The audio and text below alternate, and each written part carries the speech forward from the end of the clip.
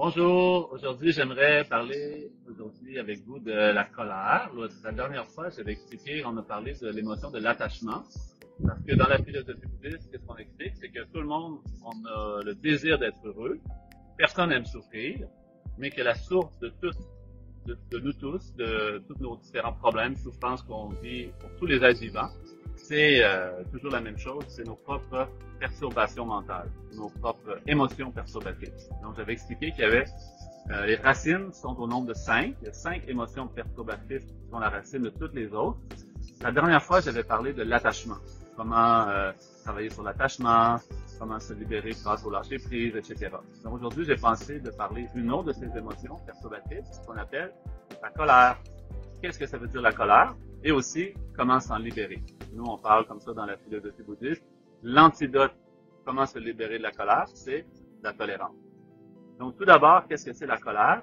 En général, quand on aborde le sujet de la colère, on va dire que c'est une émotion perturbatrice. En fait, parmi toutes les émotions perturbatrices, c'est la plus destructrice, celle qui apporte le plus de souffrance, celle qui crée vraiment de la souffrance à nous et aux autres. Donc, on dit qu'en fait, la colère, c'est quoi? C'est un état d'esprit. Premièrement, c'est ce qu'il faut comprendre, c'est un état d'esprit. C'est pas quelque chose à l'extérieur de nous. Quand on voit quelqu'un qui est en colère, par exemple, quelqu'un devient rouge, commence à dire des paroles blessantes, etc., ça, c'est la manifestation extérieure, physique, verbale, etc., de la colère. Mais la colère, c'est pas ça. La colère, c'est quelque chose qui est dans la conscience. Donc, cette émotion, on dit que c'est le sentiment, l'état d'esprit perturbé lorsqu'on vit une souffrance, lorsque quelque chose nous dérange, qu'on est perturbé intérieurement, qu'on sent un problème, une souffrance, et là qu'on réagit avec agressivité. Donc, on peut parler des fois de haine, de colère, ou la cause de la colère, l'aversion. On peut sentir en nous monter quand, par exemple, quelque chose, on va être tranquille, qu'il y a un bruit qui nous dérange, ou que notre voisin fait quelque chose qui nous dérange, ou peu importe. Il y a un événement qu'on trouve difficile, et quand cet événement difficile survient, notre émotion intérieure fait que on n'est pas confortable, on n'aime pas ça, on a de l'aversion. Et là, ça va faire grandir la colère, et la colère peut même nous pousser à devenir dans la rage. Donc, comme ça, on peut vraiment bien penser à tous les défauts de cette émotion-là, comment, premièrement, en nous, ça crée un sentiment très inconfortable, c'est comme un feu qui s'allume et qu'on n'est pas bien, on n'est pas confortable. Donc, personne qui vit confortablement, paisiblement ou qui dort paisiblement avec la colère, c'est impossible. Même au niveau médical, on va dire que ça a des effets aussi, une incidence négative sur la santé. Et bien sûr, pas seulement pour nous, mais surtout pour les autres. Regardons, on aime tous avoir un climat harmonieux. On aime ça surtout avec nos proches encore aussi, avoir des relations harmonieuses, nos conjoints, conjointes, enfants, parents, frères, sœurs, etc., amis. On aime tous avoir des relations harmonieuses, mais quand la colère s'empare de nous, on se laisse emporter par la colère, ça crée toutes sortes de conflits, des paroles agressives, de la violence même physique. Et si on pense à plus large échelle, regarde les guerres dans le monde qui proviennent à l'origine de sentiments de haine. Quand on a la violence envers quelqu'un, comment on pourrait utiliser une arme pour faire vraiment du mal à quelqu'un si on n'avait pas l'émotion de colère à l'intérieur de nous? Donc comme ça, on doit premièrement bien identifier c'est quoi la colère, ce sentiment inconfortable, intolérant face à la souffrance. Et ensuite, une fois qu'on l'a reconnu, identifier comme ses désavantages et chercher finalement à s'en libérer parce qu'on n'est pas soumis à cette émotion-là. Présentement, on est soumis, mais qu'est-ce qu'on cherche à faire? C'est vraiment d'être plus heureux et donc on doit chercher à comment se libérer de cette émotion-là. Donc pour s'en libérer, on doit travailler son aspect opposé. Son aspect opposé, c'est l'état qu'on appelle la patience ou la tolérance.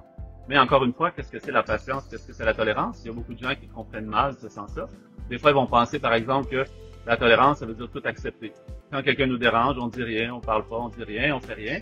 Mais intérieurement, ça peut être très dérangeant. On peut avoir une grande souffrance, une grande colère, mais rien dire. Donc, c'est pas la tolérance. La tolérance, ça veut dire la capacité, avec sagesse, quand on vit des épreuves, quand on vit des difficultés, quand on vit une souffrance, plutôt que de résister, puis dans la colère, dans l'agressivité, de plutôt être capable de l'accueillir, de l'accepter, d'être capable de patienter malgré la difficulté.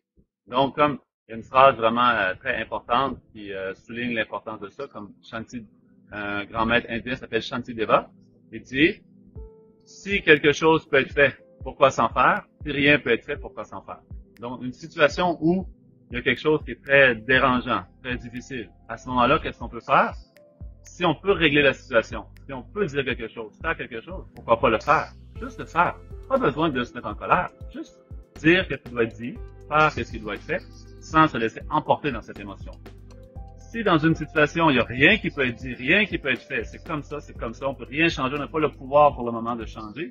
Donc, encore une fois, à quoi ça sert de s'énerver? Si on s'énerve, en plus du problème qu'on a présent dans notre vie, en plus, on vient de comme renforcer, de faire croître l'émotion négative qui nous apporte plus de souffrance.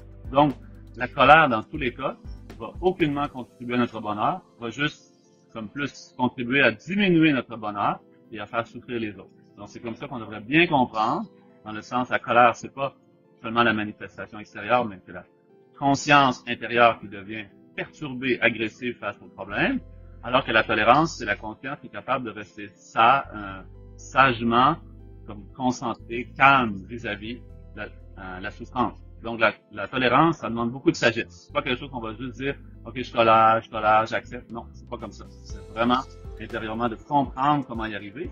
Donc, au départ, il faut bien comprendre, il faut un peu s'informer, s'éduquer. Nous, à l'école, on n'apprend pas un cours sur comment développer la tolérance. Donc, dans les ouvrages de la philosophie bouddhiste, c'est ça qu'on explique. Comment gérer la colère, comment gérer l'attachement, comment gérer l'orgueil, comment apprivoiser ces émotions-là, les accueillir, et ensuite, comment les transcender. Donc, comme ça, je vais juste aujourd'hui faire une petite explication sur le sens de la colère et la tolérance. Jonju Sensori Hoji Hake Panan Gyuji Yepa Nyamba Mepa Yang Kone Kondu Dewan Sho